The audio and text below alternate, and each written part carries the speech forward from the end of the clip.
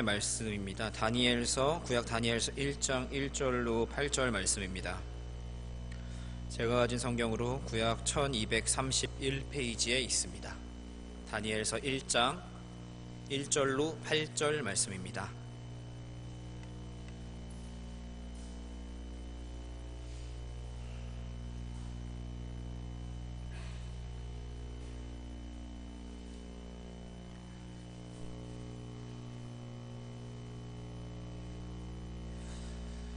한 절씩 교독하겠습니다. 제가 먼저 읽겠습니다.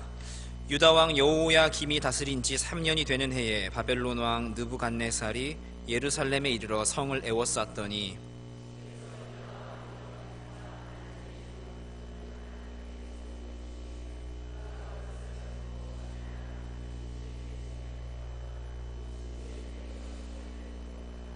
왕이 환관장 아스부나스에게 말하여 이스라엘 자손 중에서 왕족과 귀족 몇 사람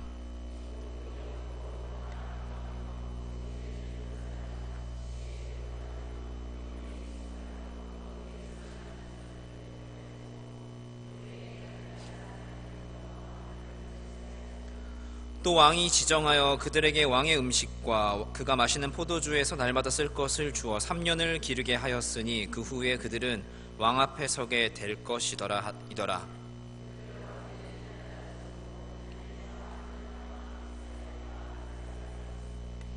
환관장이 그들의 이름을 고쳐 다니엘은 벨드사살이라 하고 하나냐는 사드락이라 하고 미사엘은 메삭이라 하고 아사랴는 아벳느고라 하였더라. 함께 읽겠습니다. 다니엘은 뜻을 정하여 왕의 음식과 그가 마시는 포도주로 자기를 더럽히지 아니하리라 하고 자기를 더럽히지 아니하도록 환관장에게 구하니. 아멘. 제가 잠깐 짧게 기도하겠습니다.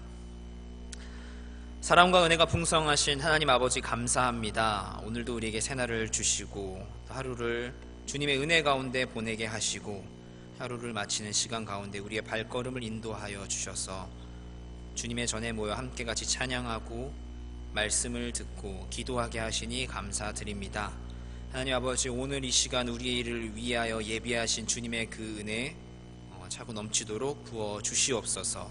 우리에게 말씀이 들리는 귀를 열어주시고 또 우리의 생각과 우리의 마음을 주님께서 주장하여 주셔서 이 들은 말씀대로 살아가는 우리 모두가 되게 하여 주시옵소서. 주님 또한 이 부족한 자를 단위에 세우셨습니다. 하나님의 말씀을 온전히 전하는 주의 종 되게 하여 주시옵소서. 주님, 또 주님께 드리는 예물을 가지고 나왔습니다. 주님이 예물을 기뻐 받아주시고 예물을 통하여서 주님의 나라 일하는 곳에 사용될 수 있도록 축복하여 주시옵소서. 이제 시작하는 시간입니다. 모든 것을 주님께 맡겨드리며 이 모든 말씀 우리의 구세주가 되신 예수 그리스도의 이름으로 기도드렸습니다. 아멘. 예, 반갑습니다. 우리 좌우 앞뒤에 있는 우리 성도분들과 함께 같이 인사하겠습니다. 하나님께서 우리와 항상 함께 하십니다. 하나님께서 우리와 항상 함께 하십니다. 예, 또 한 가지 인사할 때에 오늘 예배 잘 나오셨습니다. 이렇게 인사했으면 좋겠습니다. 예, 반갑습니다. 오랜만에 이런 자리에 서게 되어서 반갑다고 해야 할 것 같아요. 네, 오늘 제가 다니엘의 말씀 1장의 말씀을 가지고 여러분과 짧게 하나님의 말씀 나눠보기를 원합니다. 우리가 읽은 다니엘 말씀 잘 아는 말씀이지만 우리 지금 이 말씀의 상황 가운데 유다의 상황이 좋지 않습니다. 1장 1절에 유다 왕 여호야김이 다스린 지 3년이 되는 해에 바벨론 왕 느부갓네살이 예루살렘에 이르러 성을 에워쌌다. 주께서 유다 왕 여호야김과 하나님의 전 그릇 얼마를 그의 손에 넘기셨다. 한마디로 말해서 이제 유다가 거의 멸망한 것이죠. 하나님의 나라 이스라엘이 유다가 멸망했습니다. 아직까지 완전히 멸망하진 않았어요. 조금 남았는데 이 정도면 거의 멸망했다고 보는 것이 좋을 것 같습니다. 절대 멸망하지 않을 것이라고 생각했던 그 하나님의 나라가 오늘 이 말씀을 통해서 완전히 멸망해 가는 것을 우리는 발견할 수가 있습니다. 이 당시에 이스라엘은 굉장히 어려웠습니다. 이때 당시에 이제 여호야김이라고 왕이 이제 이름이 나와 있는데 이 앞뒤로 2명 정도의 왕이 있습니다. 이 여호야김의 이제 선대 왕이죠. 요시야 왕은 이스라엘 내에서, 유다 내에서 이제 종교 개혁을 일으키고 나름대로 어떤 이스라엘의 다시 한번 부흥을 하나님 앞에 제대로 세워져 가는 모습을 보여주었습니다. 근데 그런 가운데에 이제 애굽의 왕 느고의 손에 의해서 이제 죽고 말았습니다. 이때 당시에 유다는 두 개의 나라에 의해서 어려움을 당하고 있었습니다. 바로 애굽과 그리고 그 당시에 새롭게 떠오르는 바벨론이라고 하는 나라였습니다. 이 두 개의 나라 사이에서 이스라엘, 유다는 굉장히 많은 어려움에 처했었죠. 이런 유다의 역사, 후반기의 역사를 보면은 우리나라와 참 많은 비슷한 부분이 있는 것처럼 느껴져요. 우리나라도 보면은 주위의 강대국으로 인해서 예전에, 물론 지금도 그렇습니다만 많은 어려움을 당했었죠. 중국도 있고 일본도 있고 러시아와, 유다도 마찬가지로 이 애굽과 이 바벨론이라고 하는 이 두 개의 나라 사이에서 그렇게 강하지 않은 나라로서 어떻게 해야, 어느 나라에 붙어야 우리가 살아남을 수 있는가, 이런 정치적인 생존을 이제 걸고 지내는 중이었습니다. 우리가 잘 아는 나라 이스라엘은 하나님의 나라이지만 이 이스라엘 이때 후반기에는 하나님의 어떤 나라로서의 그런 모습은 사실 발견하기 굉장히 어렵습니다. 오히려 주위의 이런 나라에 의해서 굉장히 많이 흔들리고 어렵고 그들의 믿음을 지키는 것이 굉장히 힘든 것을 우리는 바라볼 수가 있습니다.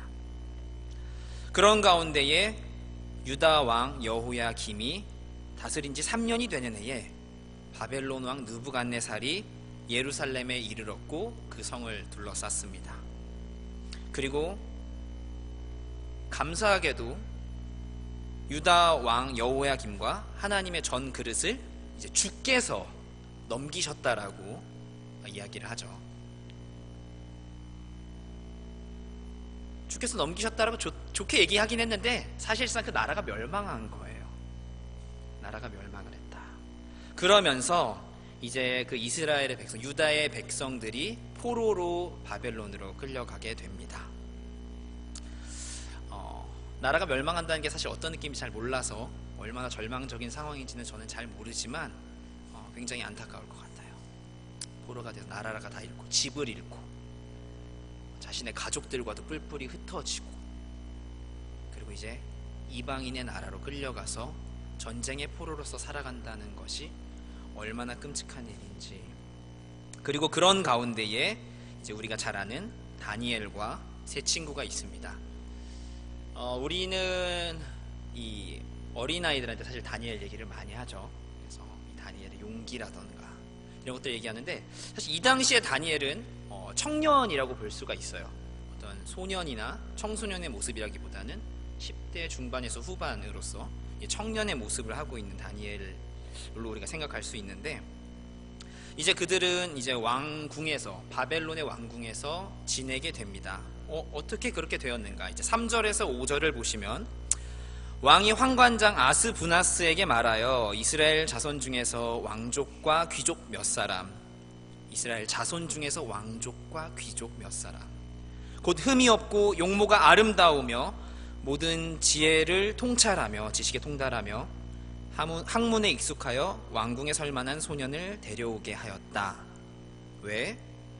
그들에게 갈대아 사람의 학문과 언어를 가르치게 하였고, 왕이 지정하여 그들에게 왕의 음식과 그가 마시는 포도주에서 날마다 쓸 것을 주어 3년을 기르게 하였다. 그리고 그 후에 그들은 왕 앞에 서게 될 것이다. 이것이 바로 그 당시에 가장 힘있게 떠오르던 신흥 제국이라고 불리는 바벨론의 그 다른 나라를 통치하는 전략이었어요.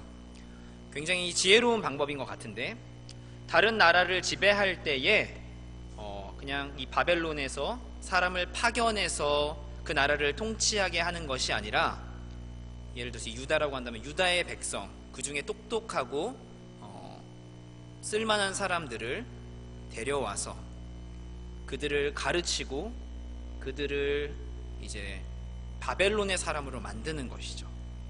그리고 그 사람이 이제 흔히 말하는 바벨론화가 잘 되면 다시 이제 이스라엘, 유다 지방으로 보내서 그들을 통해서 이제 유다를 통치하는 것입니다. 굉장히 지혜로운 방법이에요. 그래서 그 방법이 뭐냐면은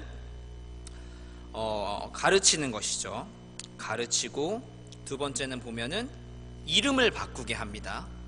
이름을 바꾸게 하고, 가르치는 것들이 이제 학문과 언어를 가르치게 하고, 그리고 그들에게 왕의 음식과 왕의 포도주를 줍니다. 그래서 이제 이 사람들은 유대인의 전쟁 포로로서 바벨론에 끌려온 것이지만 앞으로 바벨론의 사람으로서 유대를 통치하게 될 그런 인재로서 이제 왕의 궁에서 지내게 된 것이에요.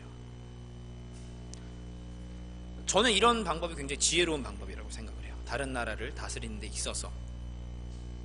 그래서 우리나라도 그 일제시대 때 보면은 일본인들이 우리나라를 괴롭힐 때에 이런 행위들을 하지 않았습니까?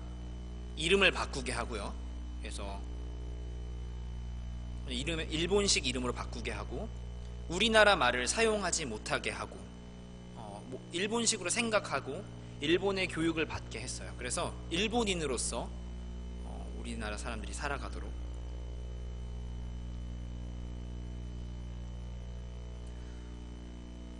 또 한 가지 재밌는 것은 여기 4절에 보시면은 갈대아 사람의 학문과 언어를 가르치게 했는데, 이 갈대아 사람의 학문이라는 것이 굉장히 재밌는 것들입니다. 요즘 사람들이 굉장히 관심 있을 만한 것들인 것 같은데 무엇이냐면은 점성술, 그러니까 점을 보게 하는 것이죠. 점을 보게 하고, 또 이제 어떤 주문을 외우게 하고, 그리고 어떤 이런 바벨론의 신들에게 기도하는 법이라던가 바벨론의 신을 모시게 하는 법이 바로 그들의 학문이었어요. 하나님의 자녀이고 하나님의 백성인 이 다니엘과 세 친구들을 포함한 이스라엘 백성들에게, 유다인들에게 이 갈대아의 학문을 배운다라는 것 자체가 굉장히 큰 괴로운 시간이고 어려운 시간이었을 것 같습니다. 그들은 하나님의 말씀을 배웠고 하나님의 뜻을 가장 중요한 것으로 여기면서 살았는데, 그런 그들에게 이제는 이름을 바꾸게 하고 갈대아의 학문을 배우게 하고 하나님이 아닌 다른 신들을 섬기게 한다는 것은 굉장히 어려운 일인 것 같아요. 그들의 이름을 바꿨다고 하는데 다니엘은 벨드사살이라는 이름으로 바꾸게 했고요. 다니엘이라는 이름의 의미는 하나님은 심판자이시다 라는 의미를 가지고 있어요. 근데 벨드사살이라고 하는 이름의 의미, 바꾼 의미는 뭐냐면은 베리어, 이거 이제 바벨론의 신의 이름인데, 베리어, 그의 생명을 보호하소서. 하나냐의 이름은 여호와가 은혜를 베푸신다라는 이름의 의미였는데, 이제 사드락이라는 이름을 바꾼 다음에는 아쿠의 명령, 이제 아쿠라고 하는 것이 역시 마찬가지로 바벨론의 신의 이름입니다. 그러니까 이런 이름들이 하나님 중심의 이름이었다면은 그들이 이제 이 바벨론에 들어가게 되고 나서부터는 그 바벨론의 신과 바벨론의 그 신들을 섬기는 이름으로 모두 바꿨다라는 것이죠. 전혀 다른 의미의 이름을 갖게 된 것을 우리가 볼 수가 있습니다. 나라가 멸망했고, 그러니까 외적으로 나라가 완전히 멸망했어요. 그리고 영적으로도 보면은 그들에게서 이제 어떻게 보면 하나님의 백성으로서의 그 물들을 빼는 작업을 하고 있는 것입니다. 너희는 더 이상 하나님의 백성이 아니다. 너희는 바벨론의 신의 백성들이다. 너희는 바벨론의 사람들이다. 너희는 더 이상 유다의 백성이 아니다. 이런 생각들을 그들의 생각 가운데 심어주고 있는 것이죠. 음식들이 바뀌게 됐고요. 쓰는 말도, 배우는 학문도, 이름도, 그들이 살아가고 있는 모든 것이 바뀌었습니다. 참으로 어려운 상황 가운데 처한 다니엘과 세 친구들입니다. 모든 상황이 그들에게는 굉장히 절망적인 상황인 것 같아요. 그래서 제가 봤을 때는 차라리 하나님의 백성임을 포기하면 좀 편하게 살 수 있겠다. 그래, 나라도 멸망했고 하나님이 우리나라 지켜주신다고 하셨는데 나라가 멸망했는데 이제 와서 하나님의 통치가 무슨 소용이 있겠어. 차라리 다 포기하고 바벨론에 잘 충성을 바치면서 살자라고 여기면 살아가면은 그들은 바벨론에서 잘 살 수 있을 것입니다. 높은 자리도 약속을 받았을 것이고요. 하나님의 백성이기를 포기하면 편한 상황인데, 그런데 8절에서 굉장히 한 가지 재미있고 오늘 말씀의 제목이기도 한데 중요한 말씀이 하나가 있습니다. 우리 8절 말씀 함께 같이 읽어보도록 하겠습니다. 시작. 다니엘은 뜻을 정하여 왕의 음식과 그가 마시는 포도주로 자기를 더럽히지 아니하리라 하고 자기를 더럽히지 아니하도록 환관장에게 구했다. 네, 다니엘은 뜻을 정했다, 이런 말씀이 있어요. 다니엘은 뜻을 정했다. 이 다니엘의 행동이 참 특별하죠. 포로로 왔으면서 어쩌면은 굉장히 어려운 상황임에도 불구하고, 그리고 어떻게 보면 자기에게 또 좋은 상황이 될 수도 있는데 그런 가운데서 뜻을 정했다. 다니엘의 생각에 그런 생각이 들었나 봐요. 우리가 왕의 음식과 왕의 포도주를 마시게 된다. 그의 생각 가운데 내가 이 음식을 먹으면은 나는 하나님 앞에서 더럽혀질 것이다, 이런 생각이 들었던 것 같아요. 그래서 다니엘은 뜻을 정해서 저는 그것을 먹지 않겠습니다. 그 음식을 먹음을 통하여서 나 자신을 더럽히지 않겠습니다 라는 생각을 한 것이죠. 어떻게 좀 이런 상황 가운데 이런 생각을 할 수 있을까 저는 생각을 해보게 돼요. 앞에서도 얘기했듯이 나라가 망했어요. 자신이 믿고 있던 모든 상황이 무너졌고, 자신의 인생도 어쩌면 지금까지 자기가 배우고 알고 믿어온 것들이 이제 모두 무너졌거든요. 모든 것이 부정이 됐어요. 하나님이 지키시는 나라 유다 왕국이 완전히 무너졌고, 이제는 우리는 이방인의 땅에 와서 이방인의 음식을 먹고 이방인의 언어를 배우고 이방인의 학문을 통해서 이방인의 신에게 은혜를 구해야 하는 상황이 되었는데, 이런 상황인데도 불구하고 역사의 주인이시라고 얘기하시는 하나님을 어디에서도 찾아볼 수 없는 상황인데, 그런 가운데서도 다니엘이 하는 행동이 뭐냐? 나는 뜻을 정해서 바벨론의 음식, 바벨론의 왕의 음식으로 나 자신을 더럽히지 않겠습니다 라고 이야기하는 것이죠. 왕의 음식과 포도주를 거부하는 생각과, 그리고 그 생각을 행동으로 옮겼다. 이것이 저는 굉장히 놀라우면서도 특별하다고 생각을 했습니다. 우리는 사실 이 행동의 결과가 어떤 결과를 갖고 있는지 잘 알아요. 우리는 잘 알고 계시니까. 어떤 결과를 불러오고 떠나서 이 상황에서 여러분은 이렇게 이야기하실 수 있겠습니까? 모든 것이 무너져 버렸는데 그럼에도 불구하고 내가 하나님 앞에서 나의 정결함을 지켜야지, 이런 생각이 들 수 있을까요? 제가 이것을 특별하다고 얘기한 것은 저는 그 질문에 대해서 선뜻 대답을 하지 못했기 때문에 그렇습니다. 어쩌면 저한테만 특별한 걸 수도 있겠네요. 근데 그 힌트를 보니까 어떻게 다니엘이 이럴 수 있었을까? 근데 첫 번째 힌트를 보니까 4절 말씀에 이 이스라엘 자손들 중에서 몇몇을 뽑았을 때 왕족과 귀족을 뽑았는데, 그 중에서도 흠이 없고 용모가 아름다우며 모든 지혜를 통찰하며 지식에 통달하며 학문에 익숙한 왕국에서 할 만한 소년을 데려오게 했다. 그러니까 이들 아마 다니엘과 이 세 친구들은 왕족과 귀족으로서 정말 유대인으로서 합당한 교육, 하나님의 말씀에 대한 정통한 교육을 잘 받았던 사람들이었던 것 같아요. 이런 걸 보면서 하나님의 말씀을 배우는 것이, 하나님의 말씀을 성경의 표현으로 가져오면은 우리의 마음에 새기는 것이 얼마나 중요한가를 다시 한번 생각해 보게 됩니다. 하나님께서는 신명기 말씀 가운데에 이스라엘 백성에게 다시 한번 말씀하실 때 이 말씀들을 너의 마음에 새기라고 말씀을 하셨습니다. 마음에 새겨라. 그리고 그 말씀을 너희의 자녀들에게 적극적으로 가르쳐라. 그래서 유대인들은 형식적이건 형식적이지 않건 간에 하나님의 말씀을 가르치는 일에 있어서는 정말 열심히 했던 것 같아요. 그래서 이런 다니엘과 새 친구와 같은 하나님 말씀을 정말 마음에 새기고 잘 배운 믿음의 사람들이 있었습니다. 이런 일이 가능할 수 있었던 것은 하나님의 말씀에 대한 정말 충실한 교육, 가르침, 마음에 새기고 자녀들에게 부지런히 가르친 결과라고 볼 수 있습니다. 그렇기 때문에 이런 어려운 상황, 어렵다란 말도 사실 부족한 것 같아요. 절망적인 상황 가운데서도 다니엘은 첫 번째로 하나님의 백성으로서 거룩함을 지키려고 생각하고, 그리고 그 생각을 자신의 삶의 모습으로 나타낸 것이죠. 그래서 참 하나님의 말씀을 배운다라는 것, 그리고 이것을 단순히 우리가 지식적으로만 아는 것이 아니라 우리의 마음에 새긴다라는 것이 얼마나 중요한 것인지 한번 생각해 보게 됩니다. 그리고 이 말씀을 우리의 자녀들에게 가르친다라는 것, 우리의 다음 세대에게 이 믿음을 물려주는 것이 얼마나 중요한지,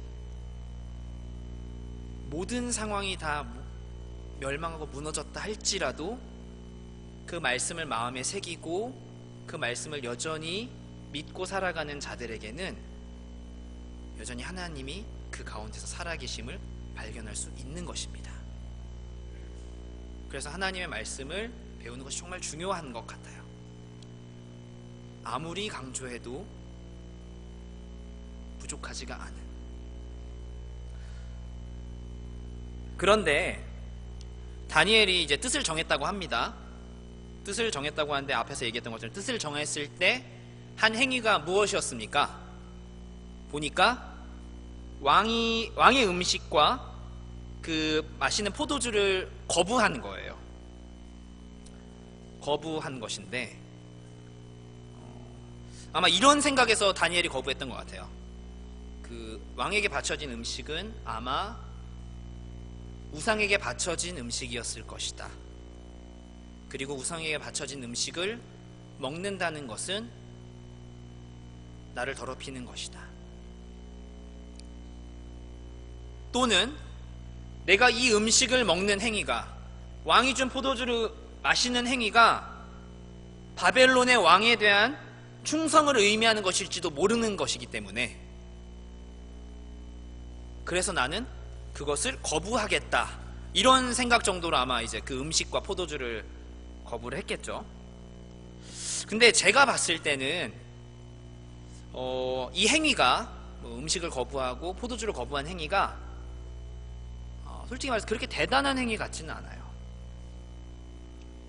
그 음식을 먹지 않겠다라고 한 것과 포도주를 마시지 않겠다라고 한 것, 우리는 이미 잘 아시다시피 어떤 음식과 포도주가 우리를 더럽히지 않는다라는 것을 우리는 분명히 잘 알고 있습니다. 음식을 통해서 우리가 하나님 앞에서 더럽혀지지 않는다. 우상에게 바쳐진 음식도 우리에게 그 어떤 영향력이 없다라는 것을 우리는 잘 알고 있죠. 근데 이 음식과 포도주를 거부하는 것만으로 그가 더럽혀지지 않는다라면, 사실 율법대로 따지면은 다니엘은 이미 더러운 존재가 됐어요. 왜냐하면은 바벨론의 포로로 끌려갔거든요. 예. 바벨론의 포로로 끌려갔다는 것 자체가 거룩한 하나님의 백성으로서 그의 어떤 정결함은 이미 더럽혀진 개념이라고 볼 수가 있어요. 이방인의 땅에 포로로 끌려온 것 자체가 이미 더럽혀진 존재인데 아마 그걸 모르지 않았을 텐데, 그리고 아까 얘기했죠. 이름이 바뀌었는데 그 이름의 의미가 무엇입니까? 그 바벨론의 신들을 찬양하는, 높이는, 그들의 힘을 구하는 이름들을 그들이 받게 되었는데, 사실 그 이름을 받은 것 자체가 하나님의 백성으로서 이미 거룩한 존재는 아닌 거예요. 그리고 앞에서도 얘기했듯이 그가 배우게 될 그 바벨론의 학문들, 이 학문들이 아까 무엇이었습니까? 바벨론의 신에게 점치는 법, 바벨론의 신에게 기도하는 법, 바벨론의 신의 주문을 외우는 법, 이런 것을 배우는 것이라면은, 그가 자신의 정결을 위해서라면은 이런 학문도 거절할 수 있었어야 합니다. 이름도 거부하고 학문도 거부하고 차라리 자신의 그냥 거룩을 위해서, 하나님 앞에서 정결함을 위해서 차라리 어쩌면은 죽어버리는 게 나았을지도 모르겠어요. 좀 더 뭔가 적극적으로 할 수 있었을 것 같기도 한데, 그거 먹는다고 어떻게 되는 것도 아닌데, 그리고 솔직히 그 음식 먹는다고 해서 하나님을 향한 믿음이 흔들리겠습니까? 저는 그렇지 않다고 생각해요. 그러면서 그러면 제가 고기와 음식과 포도주는 먹지 않겠습니다. 그러면서 하는 얘기가 뭐냐? 야채는 먹겠습니다. 이렇게 이야기를 해요. 그럼 야채는 뭐 깨끗한 건가? 이런 생각이 들게 하죠. 뭔가 이 다니엘의 행동에 어떤 일관성이 보이지는 않아요. 굉장히 그냥 믿음은 좋은데 그렇게 성숙해 보이진 않는. 여러분, 이 일의 결과도 굉장히 잘 알고 계시죠? 우리가 읽진 않았습니다. 15절에 보시면은 열흘 후에 그들의 얼굴이 더욱 아름답고 살이 더욱 윤택하여 왕의 음식을 먹는 다른 소년들보다 더 좋아 보였다. 이렇게 얘기를 하고 있어요. 이 다니엘의 그 결단의 결과가 뭐냐면은 얼굴이 좋아 보였다. 이런 얘기를 하고 있죠.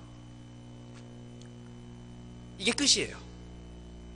어떤 행위를 했는데 얼굴이 좋아 보였다. 살이 더 윤택해 보였다. 하나님의 역사나 하나님의 도우심치고는 좀 뭔가 좀 미약해 보이지 않습니까? 사실 우리가 열흘만 한 고기를 끊고 야채만 먹고 이렇게 식이요법이라는 것을 해도 사실 우리의 인생에 얼굴이 좋아 보일 수 있어요. 좀 잠만 좀 풍성하게 자도 얼굴은 좋아 보일 수 있죠. 오히려 야채만 먹으면 몸이 더 이렇게 좀 깨끗해질 수도 있다는 요즘에는 그런 얘기들이 있죠. 다니엘이 뜻을 정해서 하나님 앞에 결단해서 주님, 제가 왕이 주는 음식을 먹지 않겠습니다. 포도주를 마시지 않겠습니다. 라고 했고, 그리고 그 일을 지켜서 열흘이 지났는데 결과가 다니엘의 얼굴이 좋아졌다. 이것만 보면 너무 뭔가 별 볼 일 없는 결과인 것 같아요.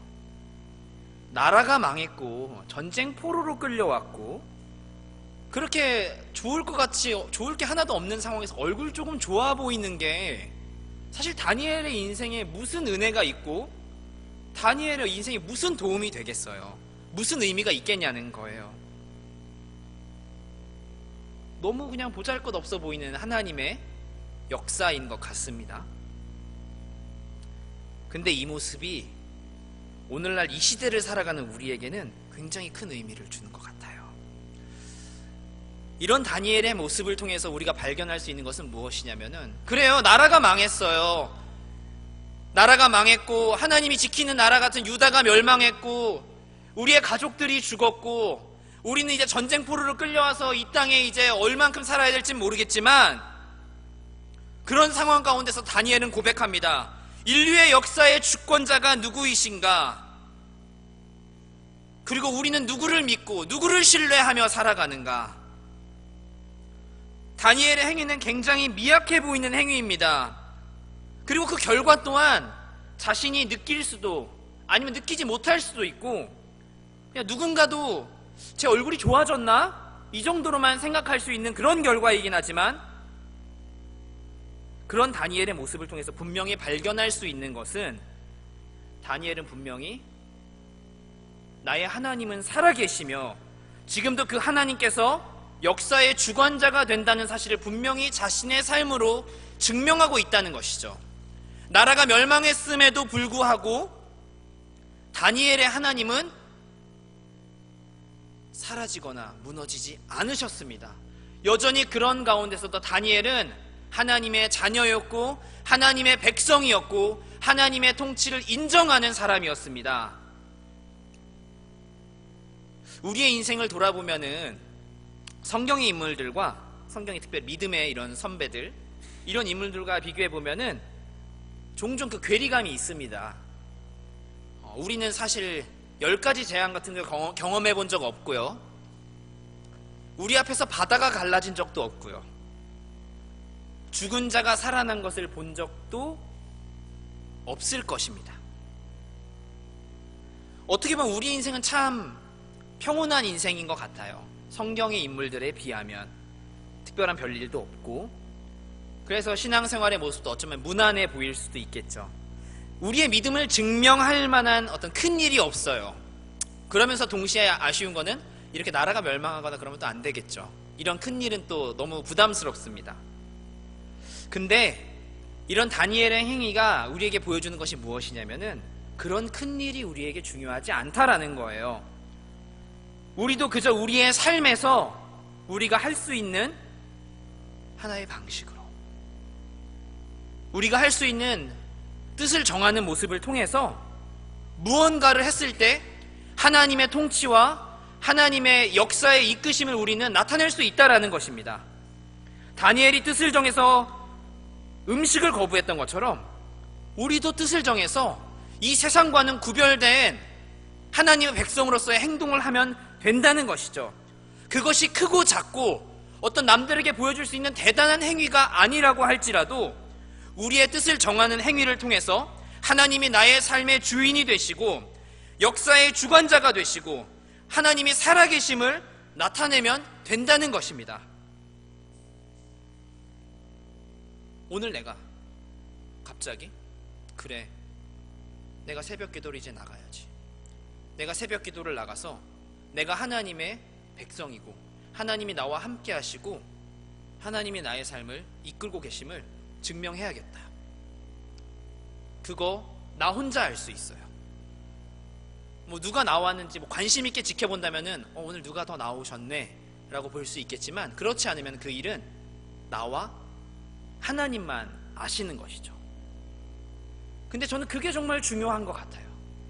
내가 나 스스로가 다른 누군가가 보지 않는다고 할지라도 내가 하나님 앞에서 뜻을 정하고 그 뜻을 정한 대로 살아갈 때에 내가 믿는 하나님은 여전히 살아계시고 그 하나님이 모든 역사의 주관자가 되시며 나의 삶을 이끌어 가신다는 믿음의 행위가 된다라는 것입니다. 이것이 바로 다니엘의 지금 이 뜻을 정하였다는 행위가, 이 말씀이 우리에게 주는 의미가 아닌가 생각해 봅니다. 우리가 보기에는 너무나 작은 일 같고 뭔가 하나님의 영광을 나타내기는 애매한 일 같고 별거 아닌 것 같은 일이라 할지라도 우리가 뜻을 정해서 어떤 방법으로 하나님을 위해 살아가는, 하나님의 역사를 나타내는 삶을 보일 때 그것을 하나님께서 보시고 하나님의 일들을 나타내신다라는 것입니다. 이 세상에 비교하면 우리의 행위는 굉장히 작게 느껴집니다. 실제로 작기도 하고요. 다니엘도 그랬습니다. 바벨론은 이 당시에 가장 떠오르는 강한 제국이었어요. 하나님께서 그 바벨론을 통해서 일을 하셨습니다. 그런 바벨론 앞에서 이 한 명, 다니엘이라고 하는 한 사람의 모습은 너무나 작습니다. 그러나 우리는 굉장히 잘 알고 있습니다. 하나님께서 이 다니엘을 통해서 바벨론과 이 이방의 제국의 왕의 입술에서 하나님의 하나님 되심을, 하나님이 온 땅의 주인이 되심을, 하나님이 모든 역사의 주관자가 되심을 고백하게 하셨다는 것을 우리가 잘 알고 있습니다. 이 세상 앞에서 우리도 너무나 작고 연약합니다. 우리의 삶에 보면 우리 앞에 닥친 문제들 우리가 해결할 수 없을 것 같고 내가 무엇을 할 수 있을까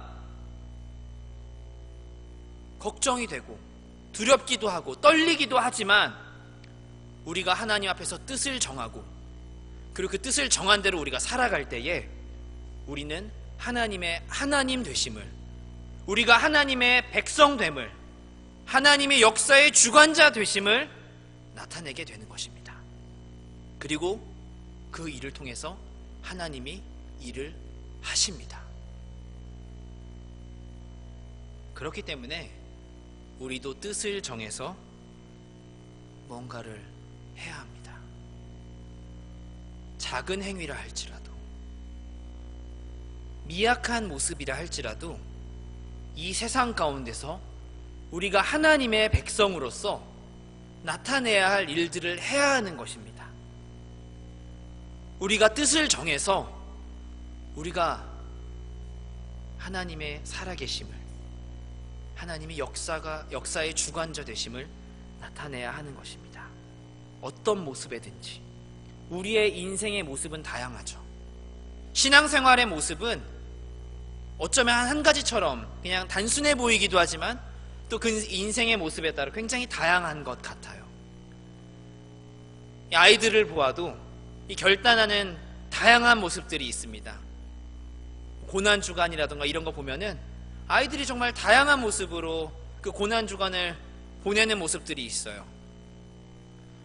누군가는 뭐 핸드폰을 안 한다고 하고, 누구는 자기가 좋아하는 음식을 먹지 않겠다고 하고, 누군가는 그게 정말 고난주간을 보내는데 도움이 되니라는 생각이 들 정도로 말도 안 되는 결단을 하는 아이들도 있습니다. 하지만 전 그것을 인정해요. 그게 그 아이가 생각하는 그 하나님 앞에서 자신의 인생을 보내는 방법이라는 것을. 우리의 인생 또한 마찬가지입니다. 우리의 결단은 각자의 인생에 따라 다릅니다. 다양한 모습으로 우리는 뜻을 정할 수가 있습니다. 정해진 것이 아니에요. 근데 그 뜻을 정하여서 살아간다는 것이 중요합니다.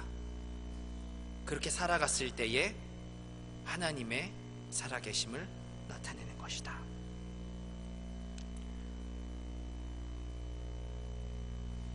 이제 말씀을 맺겠습니다. 다니엘은 나라가 망하고 모든 것이 자기가 믿었던, 자기가 알고 있었던 모든 상황이 무너졌지만 그 가운데서 여전히 그는 하나님의 통치와 하나님의 살아계심을, 하나님의 역사의 주관자이심을 고백하며 살았습니다. 이 다니엘서의 저자는 다니엘입니다. 제가 아까 앞에서 잠깐 언급했는데 1절과 2절에 사실 다니엘서의 모든 내용이 담겨져 있어요. 어떤 부분이냐면은 주께서 유다 왕 여호야김과 하나님의 전 그릇을 얼마를 그의 손에 넘기셨다. 넘기셨다. 여러분, 이스라엘이 멸망했을 때 하나님이 그들을 내버려 두신 것이 아니라 그들을 하나님께서 넘기셨다. 다니엘은 이렇게 고백을 하고 있어요. 나라가 멸망했다 할지라도 그가 배우고 믿고 알고 있었던 모든 상황을 부정하는 상황이라 할지라도 다니엘은 분명히 알고 있었던 거예요. 역사의 주관자가 되시는 분은 바로 우리의 유일한 여호와 하나님이시다. 이것이 바로 다니엘서가 주는 우리에게 큰 중요한 의미인 것 같습니다. 여러분도 이제 뜻을 정해서 무언가를 하셨으면 좋겠어요. 그 모습이 작고 미약하다 할지라도 뜻을 정해서 다니엘처럼 하나님이 나의 인생의 주인이 되십니다. 하나님이 우리의 삶의 주관자가 되십니다. 하나님이 모든 세계와 인류의 역사를 이끌어 가시는 분이십니다를 우리의 삶으로 고백할 수 있는 우리 모두가 되었으면 좋겠습니다. 그렇게 될 때에 하나님께서 우리의 삶을 통하여서 하나님의 하나님 되심을 나타내시고 하나님의 영광을 나타내실 줄로 믿습니다. 기도하겠습니다. 사랑이 많으신 하나님 아버지, 오늘 우리가 다니엘서 1장의 말씀을 통해서 다니엘이 어려운 상황 가운데서도 하나님을 어떻게 믿었고 하나님을 어떻게 따라 살았는지를 우리가 나누어 보았습니다.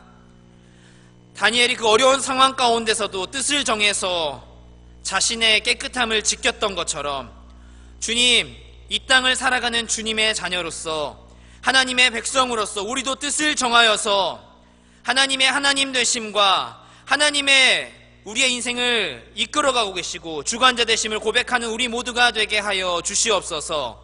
우리의 삶을 통하여서 하나님의 영광을 나타내는 우리 모두가 되게 하여 주시옵소서. 감사드리며 이 모든 말씀 우리의 구세주가 되신 예수 그리스도의 이름으로 기도드렸습니다. 아멘.